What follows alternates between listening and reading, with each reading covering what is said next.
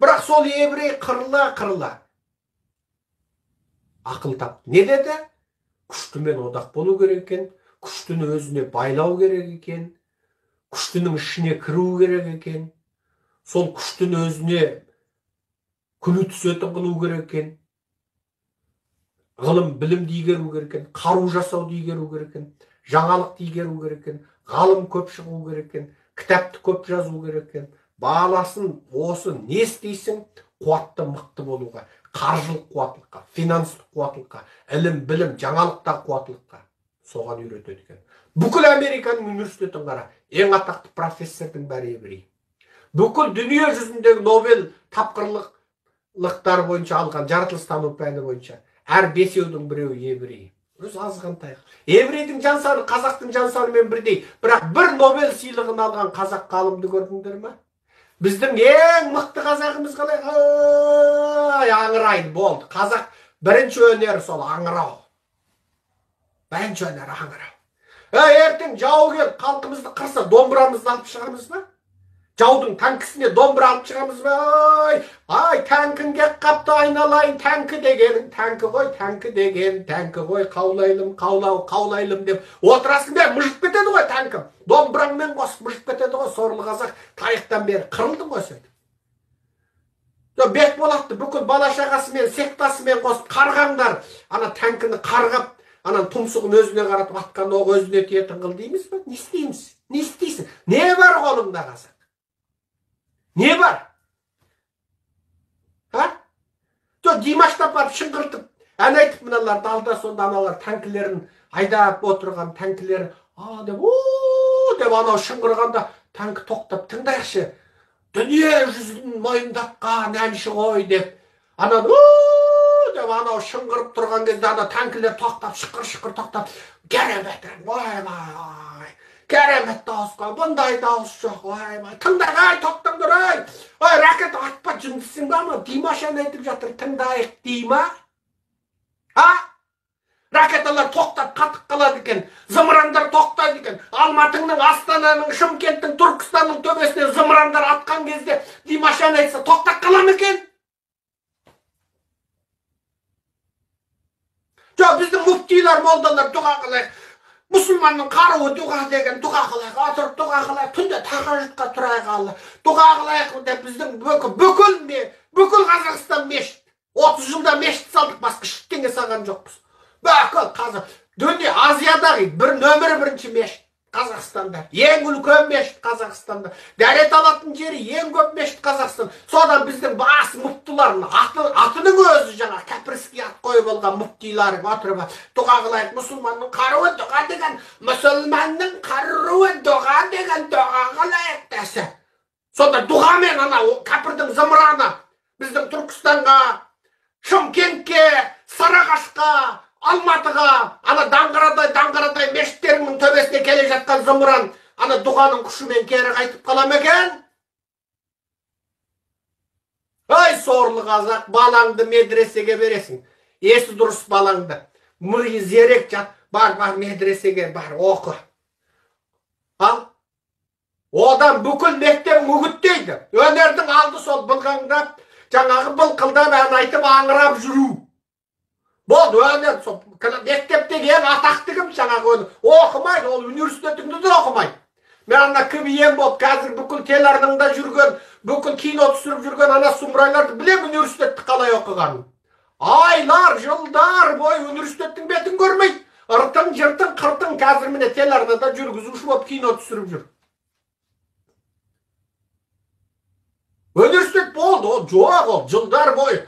Бүгін Ақтауда КВН, ертең Оралда КВН, ол жақсы, оныкі зачет, мачет, емтиқан, бәрі автомат кетеді. Сол міне, ең атақты жігіт, бүкіл университеттің атақтысы қазір телеарнада отыр. 5 жыл университетінің қақпасы қай жақта екенін білмейді солар. Бірақ диплом алынады. Күлдіргі.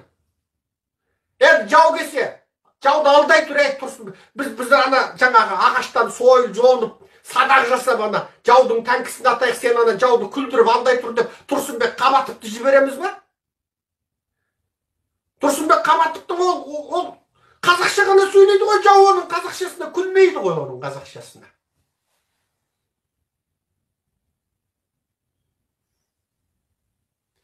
Қазақ саған білім керек. Міне, еврей араб соғысында білдің. Сені құтқаратын бауыр да жоқ. Қазақ ойлайды, ой, Түркия құтқарады деп. Түркия құтқармайды сені. Қаңтарда Түркия құтқарды ма? Жоқ. Қазақ қандығы қынадай қырылып, зеңбірегін сүйретіп келген орысқа қарсы қынадай қырылғанда, Анадолудағы түрік бауырларына алтын күмісін арттырып елші жіберді. Бір қару алынған жоқ. Мүмкін бір пышақ беріп берген шығар, дұға жазылған қасиетті пышақ бар. Мүмкін. Иранға елші жіберді. Жоқ. Міне, сөйтіп қазақ хандығы қырылды. Қазақ хандығы орысқа жеңілгеннен кейін Орта Азияны орыстар қалпақпен ұрып алды. Сол заманда қазақ хандығы жоңғармен соғысып жатқанда, мына бүкіл Еуропа от қаруды меңгеріп, топырақты қорытып, отқа жағып, одан темір дейтін затты балқытып алып, темірдің ішіне кәдімгідей отқа балқымайтын заттарды қойып, оны ұңғы жасап, зеңбірек жасап, мылтық жасап жатты. Оны үлкейтіп, жуан қылып, зеңбірек қылып, жіңішкертіп, кішірейтіп, мылтық қылып, қысқартып, пистолет жасап шықты. Сорлы қазақ сол кезде отырды. Ойда! Қара керей қабанбай, қанжығалы бөгенбай, шапырашты Наурызбай, ой деп, ал отыр міне.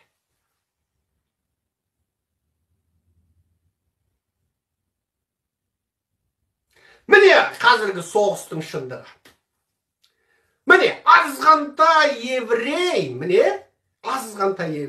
Нетаньяху. Мен оны радикал, әсіре ұлтшыл дейме, себебі ол өтіріктен айтып отыр. Хамастың шабуыл жасайтынын білмей қалдым дейді. Оттаған сөз, білді. Египет айтты, жоқ біз айттық деді. Англияға айттық деді. Англия бес көз үйін бойынша ол Америка айтты. Бәрі білді, Хамастың шабуыл жасайтынын білді. Бәрі әне жердегі Газаны қырып тастау, тазартып тастау керек болды олар. Үй жерде 2.300.000 палестиндік тұр. 2.300.000 адам. Оның дініне қарама, оның ұлтына қарама, адам олар. 2.300.000 адам. 50% кәмелет жасына толмаған адамдар. Қырып тастады. Соң қырып тегістеп тастап, сосын human right, адамдық құқық, мына дейді балды. Мына дүниеде ақиқат жоқ, мына дүниеде тек күштілер өмір сүреді. Сондықтан әрбір қазақ күшті болуға тырыс.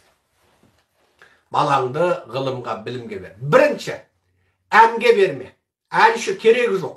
Қазақтар 1000 жыл бойы әнге балаңды оқытпа. Екінші, домбыраға берме.